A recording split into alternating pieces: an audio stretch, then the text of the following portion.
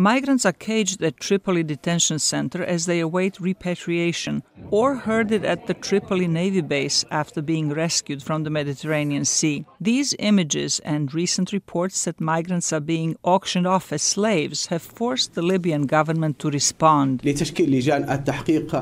There have been direct instructions issued by the government to form an investigative committee to reach the truth and to capture the criminals and those responsible and put them before the judiciary. As conditions for migrants worsen, many want to return home. A man who returned from Libya to Ivory Coast Wednesday night confirmed reports of a slave trade. As soon as you arrive in Libya, the first thing happening is that you are taken away and you are sold. Our black brothers from West Africa, wherever you are from, a Malian, a Senegalese, or any other nationality from the West, even an Ivorian, you are sold for what? For about 1,000 dinars. Reports of slave markets in Libya have sparked outrage. French President Emmanuel Macron has demanded United Nations Security Council action aimed at dismantling the smugglers' networks. He has also called on regional governments to help Libya bear the burden of migrants. Il n'y a pas aujourd'hui de gouvernement stable.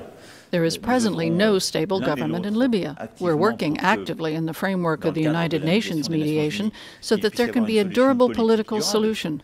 But in the meantime, Libya cannot handle such a migratory pressure. The chair of African Union Commission has appealed to member nations for help. Je lance un appel à tous les États membres de l'Union africaine. I appeal to all the member states of the African Union, to the African private sector, and to the African citizens to make financial contributions to help alleviate the suffering of these African migrants in Libya.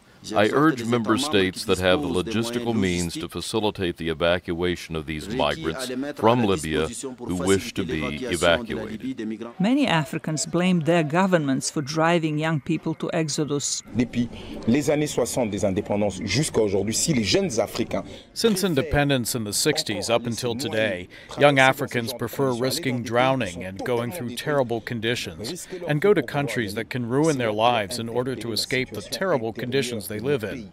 We should all be concerned about what's going on in our countries. Our leaders should feel ashamed by what's happening.